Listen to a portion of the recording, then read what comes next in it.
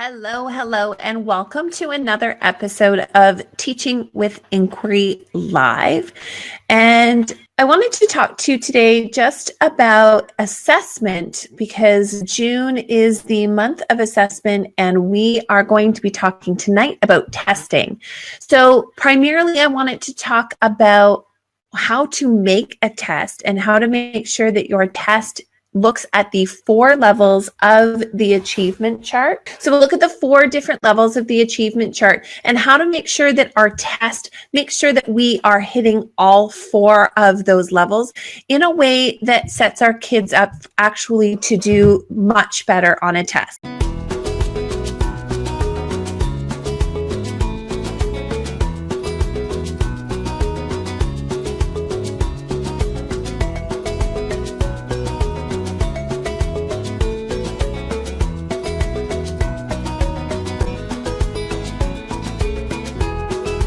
So if you think back to your last test that you wrote, for me, I primarily do a lot of those in math. So if you think about the last test you wrote and how you structured that test. Now, for most of us, it's simply we just come up with a list of questions. We assign a weight based on how many questions there are in that section. And at the end, we tally up all of the marks that each question is worth. And from there, we get our weighted, however many points our total is out of. And students who do really well on the test, they score the most points, and we just simply add up the points values for those questions, and we get our students' final mark on their test that way. Now, that's definitely the way that I originally did tests. But a couple of years ago, what I was noticing was that those students who were around my B-level kids from all of my formative assessment, they would do generally okay on the test. They would sometimes get actually high Bs or low As on the test. But the other thing I noticed was that those students who would typically get Cs were actually scoring quite a lot lower than those Cs. And originally, I just thought, okay, well, maybe it's because these students, didn't study, or they don't do well on tests. But then I really started to look at whether or not it really was the test itself and how I was structuring writing of the test and the weighting of the test. And as well, I had to say that those questions, as I outlined them, where it was just, here's the question, there's 6 parts to this question, so that question's worth 6 marks. I ended up realizing that some of those questions were actually doing a bit of a disservice to some of my students who were probably struggling a little bit with that concept. So tonight we're going to be looking specifically at how to lay out and structure a test so that you can make sure that your test is fair and measures the things that you want it to measure, and also so that it hits all 4 levels of the achievement chart and we can weight our questions appropriately, and how we give a variety of questions on the test so that we make sure that it covers also the different levels of Bloom's taxonomy as well. So one of the big aha moments for me was when marking a test and looking at a question. Now, it was a word problem, and I had typically leveled a word problem out of 4. So I gave it either a level 1, 2, 3, or 4. So I gave it a 1 out of 4 if you got a level 1, and a 2 out of 4 if you got a level 2, and 3 out of 4 for level 3, and so on. But my problem what happened is so if you get a 4 out of 4, level 4, well, that's 100%. That's pretty good. But was that level 4 worth 100% of the mark? Sometimes that would skew the marks a little bit higher than maybe they should. If you got a bunch of level 4s, all of a sudden a student would get 100%. But that didn't really sit well in terms of accurately representing, did they have 100% of the knowledge and understanding? As well as somebody who got a 3 out of 4, now they sit at 75%, so that was bang on perfect. A student who is a B-level student would sit a level 3 out of 4, 75%. That system really worked well for them. Where it started to fall apart was those students who got a 2 out of 4. That really, it's a level 2. It should be worth 65%, but in reality, a 2 out of 4 on a question is 50%. So you're losing 15% right there of a student's mark.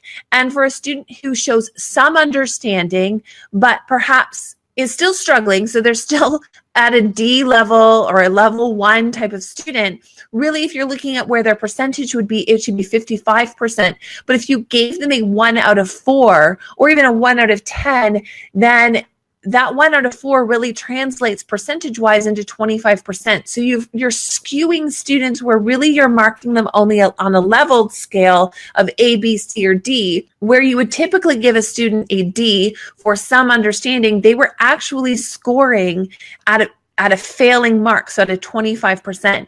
Now, for us, when we're probably putting the mark on the report card, we're still putting a level 1, but for that student to see a 22 or 23% on a test isn't necessarily reflective if they do have, say, 50% content knowledge. So they're still struggling. We still have to do things, but we still have to do something. But where it really started to sink in was those level C students that were getting D's and even F's when really, when you looked at some of their work, it really should be, say, a 67, which is a far less concerning of a mark than, say, a 53. So I had to really look at what I was going to do and how I was going to structure my tests so that I would get a more equitable representation of where those students actually were, especially the students that were below a level 3, and making sure that I could get a test that would accurately reflect what it was that they were accomplishing. So some of the ways I do this is I balance the assessment. So I really plan out when I'm writing my test, I plan out the different questions that I'm going to use, and I categorize them at 4 levels. So I did 4 different types of questions that assess just knowledge and understanding, questions that assess communication and thinking skills, communication as thinking skills and application. So those 4 levels of the achievement chart, I try to make sure that I have questions on my test that really hit all 4 levels, and I try to balance that out. And I'll go a little bit more specifically into what that looks like in the test and what that looks like to plan it out in a minute. I also make sure that I have word problems. Now, word problems are on a math test, for example, and primarily I'm going to be talking about a math test, but this can be extrapolated into other subject areas. But for a math test, you've got word problems. Now, those actually hit on all 4 skills in the domains of knowledge and understanding, thinking, communication, and application. A word problem hits on all 4 of those domains. So instead of marking a word problem out of 4, like I just discussed, instead I actually level that, and I give students a level for those 4 domains of the knowledge, thinking, communication, and application. So instead of giving it a mark saying, oh, you got 6 out of 7 correct on this word problem, instead I will give that a level, and I will give them a grade of A, B, C, or D depending on how they've accomplished those 4 domains in that by answering the word problem. So if they simply did the math correctly, then that's a level B for knowledge and understanding. And if they showed multiple ways of solving that problem, then that would be an A for the knowledge and understanding component of that word problem. For the thinking, that's where we're looking at planning skills. Can they take what's in the question? Can they decode what that means? Can they make a plan and pick a strategy that's appropriate to help them solve that word problem? So what strategy did they choose? Did they choose, if they were doing an addition problem, are they counting by ones? Are they using skip counting? Are they using more standard algorithms? Are using less traditional algorithms that may take a little bit more time? Assessing what kind of plan that they're following through in order to solve the problem is where I come up with a thinking mark. Communication is their justification of their thinking and the explaining and reasoning of why they did and how they arrived at their answer. So that written component from a word problem. And then application is where they're taking their knowledge and understanding of math and the algorithms and computational skills, and they're actually applying it to solve a word problem and solving it inside that context. So did they understand what the question was asking them to do, and can they solve it within the context of that problem? Which for some problems that you students may encounter, that might be a little bit of a difficulty for them in terms of can they kind of figure out what that question is asking them in the context of the story. So from those, when you take apart a word problem and you look at them on those 4 domains, you can level them on each one of those domains.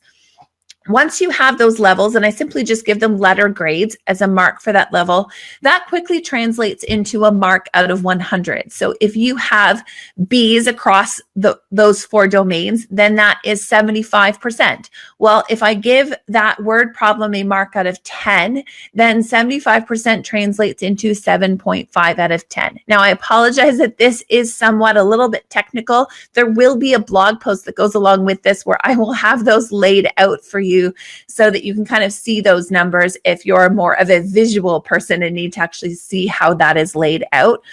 But when you look at those type of word problem questions, when you level them, students that are showing some understanding will then get, say, D's on that portion, or if they omit the communication component of a word problem, they may get a D on that one section, but maybe they had really great knowledge and understanding. They might get an A in that section. And then it averages out to a overall score, and you get a mark out of what's converted into a mark out of 10 on those word problems. So when you're planning out your test, some of the steps that you can take to put it together. So I have a test coming up for my students with fractions, decimals, and probability. So we're doing all 3 of those areas together in one test, because probability does lend itself very well to using fractions, which is why I've grouped them all together. So when I'm sitting down to write that test, I will start by looking and listing the big ideas of what my students need to be working on. So what are the expectations that I need to make sure I hit and cover? Sometimes it's really easy, especially with math, to either go beyond the grade level or not to touch on all of the components. So I find that my first step is simply just listing out what are the key learning skills that I am targeting with this test. So that's step 1. Step 2 is where I actually try to map it out in terms of the 4 domains. So I take those learning expectations and I simply make a window organizer on a blank piece of paper, and it doesn't look so pretty when it gets done, but I make a window organizer and I label them with the TACK acronym so that I have all 4 domains of the achievement chart. And then I start plugging in the types of questions and what kind of question I could put that would be knowledge and understanding, or a thinking question, or a communication question, or an application question. Now, granted, a lot of these questions that I may come up with might hit on multiple domains. So if I'm going to put a word problem, which will be out of 10, and I have 4 different areas, 4 different domains, then what I will do is I will take that word problem and I will evenly distribute what that would be out of 10 amongst those 4 domains. So 1 word problem, I might have 2, 2, 3, and 3 in the 4 domains. So that I make sure it's balanced. And now, depending on the type of question, if it's a multi-step question, then I would probably heavily put those 3s in the application and the thinking and planning skills. If it's a pretty straightforward question, then I might say, okay, well, that's where 3 knowledge and understanding points. I try to make sure by the end of the test, when I have all of my questions kind of plugged in the planner, the window planner that I've made, I try to make sure that I have a balance of representation in terms of the questions. So this is one way that I make sure that a test that I create has knowledge and understanding, thinking and application, and communication all built in, and that it's a fairly balanced test. I definitely don't want my tests to be very heavily weighted into knowledge and understanding, so that a student that can simply just regurgitate facts is going to blow me out of the water in terms of what they can do, but they really don't have a solid understanding. So a student that's just going to memorize it and then forget it tomorrow, I want to make sure that the test that I'm writing is going to accurately reflect the fact that they have the knowledge and understanding, but they might not have the application, communication, and thinking that really are required to justify a B+ or an A. So I do have an example of a test for you to show. This is my previous test that I have written, so I will share it with you here. It will pop up onto the screen in a second, and I will go. So hopefully you can see that. So this is my geometry test. So once I have my 4-window planner, what I actually do is I do make a marking page for myself so that I've got all of the questions, and this is where I put all of my marking and make sure that the weighting is balanced between those 4 levels of the achievement chart. So you'll see that I have some matching definition. So that's definitely a knowledge and understanding. I have a describe how to use a protractor. So I've pulled in the big, huge communication and application piece there, mostly communication, but I have them explaining, and those are my look fors in terms of their answer. And again, I've given, this is leveled. When you see it's out of 10, chances are it's because I'm leveling it. So if it's a communication piece, I want to make sure that I'm giving them a level as to whether they understand a thorough understanding, a good understanding, they have some understanding, or a limited understanding, and I'll give them the mark based on their answer if they are showing me the look for. So if they simply can just explain how to use that protractor, then that would be a B. However, if they are using the terminology of vertex and midpoint and zero line and angle, if they're using all of the technical terms and they've got a much more detailed explanation, then that's probably where they're going to push into a level 4, because it's a bit more of a thorough understanding other than put the protractor down on the triangle, line it up, and read the angle. Here I just have a simple recording page for myself and their total. And I find that once I'm marking their page, I find it a lot easier once their test is actually marked to use this tracking page in order to be able to quickly see for myself how they're doing. And I actually keep the tracking page and send the test home because there's less paper for me to look at. So for example, this is another sorting. So I have students sorting. So again, there is a lot going on this page, but it was actually only out of 6, because when looking at my weighting and looking at the layout of my test, I had to look at this being a lower level skill because you're sorting.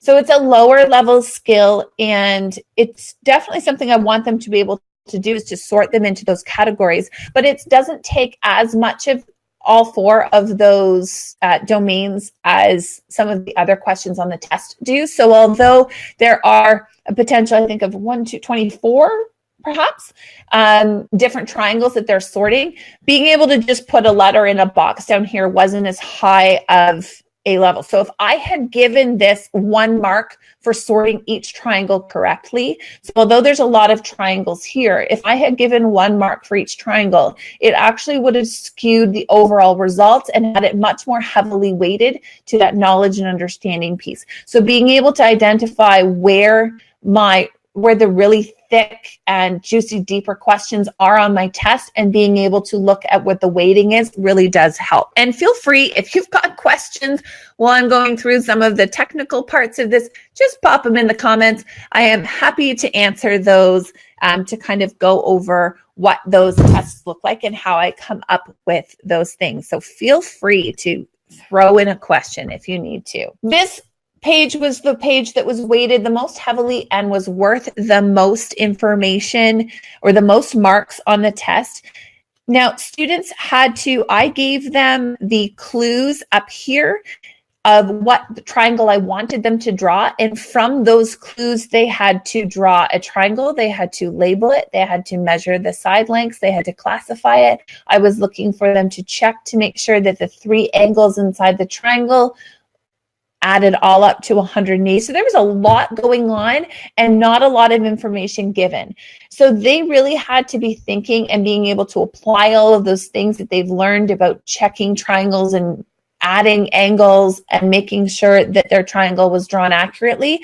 They really had to do that with this question. So I wanted to make sure that this had a significant amount of weight, because it was asking them to do quite a bit of things. And it was thinking, it was application, and it was knowledge and understanding. And because there was some labeling, there was also some communication. And there was only 4 of those. So if you look, if I had just given these, say, 2 marks each, it still wouldn't have been equivalent to the triangles that were on here. So that's one of the reasons why I had to clearly weight those differently. The third page that was on this test had students, I had given them the triangles, and I gave them, there's a bit more of scaffolding here for students because it prompts them as to what the angle measurements are, what the side length measurements are. So they're simply just filling in the table. So it's a little bit less than the previous page where I gave them less information and they had to do a bit more of the work to draw out the triangles. I'd already given them the triangle, but they had to accurately measure the triangle that was given and then classify it. And this was worth more than the sorting page, but not worth as much as the other one. So this was kind of what came out of there. Now, I did find that this test, I did find that students who knew how to use a protractor well did well on this test, and students who did not know how to use a protractor did struggle a little bit more, but it was very clear to see that there was a link there between students who understood how to use a protractor and their ability to complete the test and those students who didn't. If I had simply just weighted that matching page a little bit heavier, it perhaps would have skewed some of those results and I would have had some students get marks, but it really didn't show if they had gotten the higher marks, but it would not have necessarily shown that they did understand the content. So I like to make sure that those tests are weighted in such a way that I have covered my bases on the 4 levels of the achievement chart, that I have questions that are using higher order thinking skills, that those questions are the ones that carry the largest weight on the test overall. I try to level whenever I can. If it's a question that is covering all 4 of those achievement chart levels, I do try to level those math questions to avoid the idea that students who are struggling would end up failing on a page, because if you're just doing mark to mark to mark. So definitely word problems or specific communication problems where it's a bit more subjective, I try to use a leveling system there as opposed to a quantitative system on those particular questions, because I find that overall students will do better and I will have a better distribution. If you look at your last test to try to evaluate whether or not your students were, the test accurately showed what you wanted it to show. Some of the ways that I have done that in the past is if you actually pull out those stem and leaf plots that we all teach our students in grade 4, that we wonder why the heck do we have to teach those. A stem and leaf plot is actually really great to look at the distribution of your data for your test results. So if you plot your students' results on a stem and leaf plot, you should see what resembles a bell curve. So most of your students should be sitting in the B. Sometimes averaging out your test scores doesn't necessarily give you an accurate picture as to whether or not your test was really measuring what you wanted it to measure. The hope is that most of your students are going to be scoring in the B range, that you have some A's, you've got some C's, and that most of them are in the B's. If you average it out, you're probably, if you go with the traditional point-to-point test that most of us probably had as students, where you just answer the questions, those questions are worth points, but the points aren't necessarily weighted according to the levels of the achievement chart. If you are looking at the point-to-point tests, what you'll see is you might have those students who do B's and better are going for the most on most of the questions. They will be scoring in the B's and the A's, and those that are typically your C's and D students that are struggling or maybe having some problems with the test or with the learning, those students will often kind of fall off to the bottom. And your average then will average out back into the middle. So sometimes it's okay to look at a different way to distribute the data so that you can see whether or not your students are really falling where you want them to be falling. Why do I convert it? So Christy, you asked the question, why do I convert it back to a mark out of 10 and instead of just keeping the level? Primarily for communication with parents. If I have a mark, so I have some numerical marks for, say, the knowledge and understanding pieces, or for example, with the geometry test, there's some marks that are all just like a mark out of their total. So if it's a mark out of 15, I'll give them, say, they got 8 correct out of 15, so they get an 8 out of 15. If that's numerical, and then there's other questions such as word problems that are written as levels, it's harder to translate what the final mark actually is. And I find a lot of parents, for ease of communication, they like to see just a total final mark. So by converting it back into a numerical number for the purposes of giving a final mark on the test, it just makes the communication piece a little bit easier. Now, it does take a little bit of training for parents. That is the caveat, is by changing up how you're weighting and arranging a test, overall, your students will probably perform a bit more accurately. I find some of them perform not necessarily better, but I find the distribution falls back into the middle as opposed to kind of being a bit more spread out. So I do find I get more clustered into that middle section, which is kind of where they're sitting at the provincial average, where really it is, in order to get that A, they really do have to go above and beyond, not just get all the answers correct, but they do have to show a bit more of a thorough understanding to get that A, which is what I'm hoping that they are, not just giving an A to anybody who can regurgitate an answer. So by converting it back into that mark, it's a bit easier for parents to understand. It does take a bit of training to get parents on board about why I'm leveling it and what that leveling means, and that it's a mark. So I've given them essentially 7 out of 10 for that, and which converts to a B. And I just make sure I put that on the marking page. So I'm not sure if it's on this one. It's not on that one, but it is on some of my other tests. I think you have the math bundle. If I'm correct, Christy, if you've got the math bundle, there are some examples of other tests that I have in my bonus in the math bundle. I think you have that. I can't remember, but it's definitely there. There's a few other tests to see different examples. Unfortunately, I just have this one printed out. I didn't have another one. There are definitely some in my math bundle bonus as well. So that is all I have for tonight. I know that it was a bit technical at times, so thanks for sticking with me on that. I do get a whole bunch of questions about how I construct my tests, which is why I thought about putting this up there.